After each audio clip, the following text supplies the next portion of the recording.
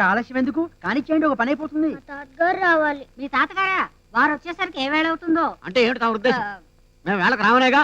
ఈ సింగరాజు రంగరాజు మాట అంటే మాటే, టైం అంటే టైమే. ఏమిటంత అడవిడిగా ఉంది? దానికి అంత సౌండ్ ఎందుకురా? పిల్లలకు పెళ్ళై 7 ఏళ్లు పూర్తయిన సందర్భంగా వెడ్డింగ్ యానివర్సరీ జరుపుకుంటున్నారు. కృష్ణ, వాడితో మనకెందుకు? ముందు నువ్వు కొవ్వొత్తులు కేక్ కట్ చేయి. నువ్వు కానీ చెప్తా. ఆగండి. ఇలాంటి దరిద్రపు కొట్టు వేడుకలు జరపడానికి వీల్లేదు. అదేమిటి శుభమాని ఏంటి శుభం? శుభకార్యాల్లో దీపాలు వెలిగించుకోవటం మన సాంప్రదాయం. ఉప్పు అని ఊది ఎవరి దీపాలు వాళ్ళే ఆర్పుకోవటం విదేశీ సాంప్రదాయం. సి మిస్టర్ రాజ్ గారు, యాక్చువల్లీ వెనక్కి తిరగండి. ఇలాంటి వేడుకలు జరుపుకోవడం కూడా విదేశీ. తిరగండి వెనక్కి. విదేశీ సాంప్రదాయమే. విదేశాల్లో పొద్దున్నే పెళ్లి చేసుకుంటారు, మధ్యాహ్నం కాపురం చేస్తారు, సాయంత్రం విడాకులు తీసుకుంటారు. అవునరా, అయితే ఇప్పుడు ఏంటి? నువ్వు తప్పుకో. నువ్వు తప్పుకోవే. అలాంటి వాళ్ళు అమ్మయ్య మన పెళ్ళై ఏడాది అయింది అనుకుంటూ ఏ ఏడాదికి ఆ ఏడాది విడాకులు కండం తప్పినందుకు ఇలాంటి పండుగలు జరుపుకుంటారు. బావగారు చెప్పింది 100కి 100 పాలు నువ్వు తప్పుకోరా. మీరు నాకు చాలా బాగా నచ్చారు. అది నా పెళ్ళం. అది మాకు తెలుసు, నోరు మూసుకో. అది మన సాంప్రదాయం కాదు. పెళ్ళైన ఆలుమగలు వెనక్కి తిరిగి చూడకుండా పచ్చగా కలకాలం కాపురం చేసుకోవాలి. అల్లుడు గారు, అమ్మాయి గారు, ఇలా మనకి పెళ్ళై సంవత్సరం అయ్యింది అని గుర్తు చేసుకునే ముష్టి సాంప్రదాయాన్ని విడిచిపెట్టి పెళ్లి పీటల మీద షష్ఠి పూర్తి కూర్చోవడానికి సిద్ధంగా.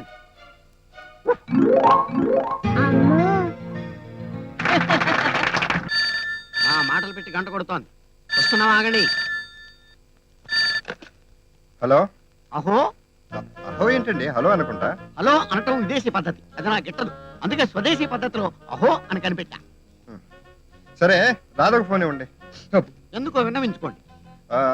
ఎప్పుడు వస్తున్నా కనుక్కుందామని. ఆపండి. ఇంకా అక్కడ బయలుదేరే ముందు ఎప్పుడు వస్తారు అని అమర్యాదగా కూర్చాడు. మళ్ళీ అదే కొత్త ఇప్పుడు ఇంట్లోకి వచ్చే వాళ్ళు ఈ మాటలు పెట్టిలో కూర్చున్నారు. ఈ సింగరాజు రంగరాజు గారంటే సింగనాథం నీలకర అనుకుంటున్నారేమో. ఇలా మా అమ్మాయి గారిని పుట్టింట్లో విశ్రాంతి తీసుకోలేకుండా రా రా అని ఒత్తిడి తెస్తే అల్లుడు గారిని కూడా చూడకుండా పరువు నష్టం భావిస్తారు. అలా కాదండి. అది కాకపోయినా పర్వాలేదు. ఈ సింగరాజు రంగరాజు మాట అంటే మాటే, తేడా రావడానికి వీల్లేదు.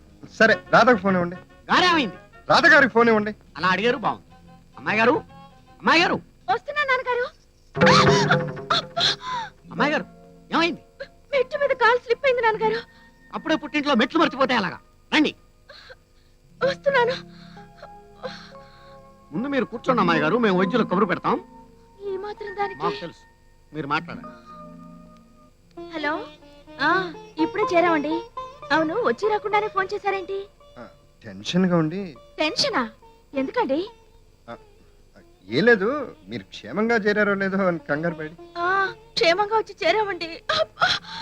ఏమైంది రాధా? ఏం లేదండి, కాలు మడత పడి పెడికింది. అయ్యో, మీ నాన్న మాటిని ఆ నాటు వైద్యుడికి అలాగే చూపించుకో, మంచి డాక్టర్ చూపించుకో. ఆరోగ్యం జాగ్రత్త. అలాగే. హలో హలో, వేళకు భోంచేయండి. ఉంటాను.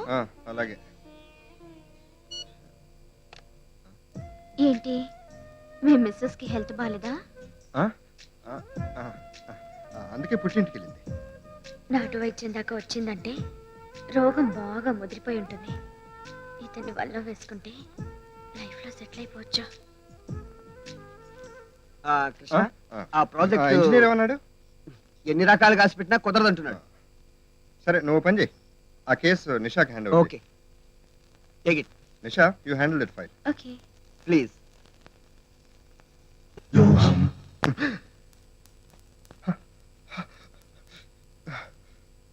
చిచి, నాకు ఇలాంటి ఆలోచనలు వచ్చినాయండి.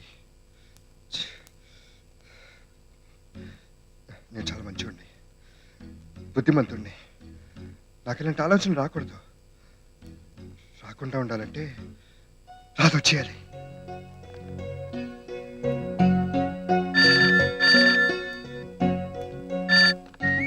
హలో. హలో రాధా, నేను. ఏంటండి? నువ్వు అర్జెంట్ గా బయలుదేరి వచ్చేయాలి. నిన్నే కదా వచ్చాను, అప్పుడే ఎలా కుదురుతుంది? అదంతా నాకు తెలియదు. నువ్వు రాకపోతే నేను చెడిపోయే అవకాశం ఉంది. చెడిపోతారా అంటే? అది సిగరెట్ కాల్చాలన్న కోరిక పీకేస్తుంది, కష్టపడి అనుకుంటున్నాను. నాకు ఇచ్చిన మాట మీరు తప్పారని నాకు తెలుసు. బుద్ధిగా పడుకోండి. నా వల్ల కాదు, వచ్చేయి ప్లీజ్. సర్దుకుపోవాలి. ఎవరన్నా అమ్మాయి గారు? మా ఆయన గారు. అంతే కదా రాదా, నీ తీయటి పెదాల మీద వెచ్చని ముద్దు పెట్టాలనుంది. అలా అనిపించడం చండాలం. ఆ విషయం మాకు అనిపించడం పరమ చండాలం. అది కాదు మావ గారు. ఏది కాదు, అది సృష్టికి విరుద్ధం. నలుగురు వింటే నవ్విపోతారు. పోలీసులు తెలిస్తే ప్రకృతి విరుద్ధం, చట్ట విరుద్ధం, అక్రమ సంబంధం కింద కేసు పెట్టి జైల్లో తోస్తారు. సినిమా వాళ్ళకి తెలిస్తే ఫైర్ సినిమా లాగా మిమ్మల్ని నన్ను పెట్టి ఎఫ్ఐఆర్ అనే సినిమా తెస్తారు. సింగరాజు రంగరాజు వంశానికి మచ్చ తెచ్చి ఇలాంటి పనులు చేస్తే అల్లుడు గారిని కూడా చూడండి చెవుడాలు వచ్చేస్తాను జాగ్రత్త. మామగారు నేను రాత్రితో మాట్లాడుతుంటే మధ్యలో మీరు ఫోన్ తీసుకున్నారు. అంటే ఆ మాట అన్నది మీరు అమ్మాయి గారితోనా? మాతో అట్లాంటి అప్రాచిపు కోత కూర్చారనుకున్న కోపం వచ్చింది. మా కోపం తెప్పించినందుకు క్షమాపణ చెప్పండి.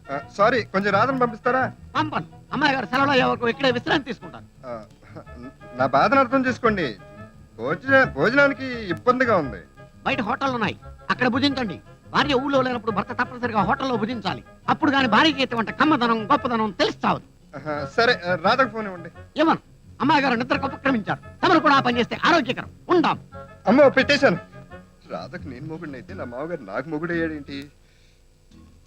అవును, ఇంతకీ సింగరాజు లింగరాజు మావయ్య భార్య ఊళ్ళో లేనప్పుడు హోటల్లో భోజనం చేయొచ్చు అన్నాడు. సింగిల్ మీనింగ్ లో అన్నాడా, డబుల్ మీనింగ్ లో అన్నాడా? డబుల్ మీనింగ్ లోనే అని ఉంటాడు. అమ్మో, మామగారు ముక్కోపే కాదు, చిలిపి కూడా. ఈ వీడియో మీకు నచ్చినట్లయితే లైక్ చేయండి, షేర్ చేయండి. ఇలాంటి మరిన్ని సరికొత్త సినిమా వీడియోల కోసం ఛానల్ ని సబ్స్క్రైబ్ చేయండి. అలాగే ఇక్కడ ఉండే ఈ గంట సింబల్ ని క్లిక్ చేయండి. మేము అప్డేట్ చేసే ప్రతి వీడియో నోటిఫికేషన్స్ మీకు వచ్చేస్తాయి.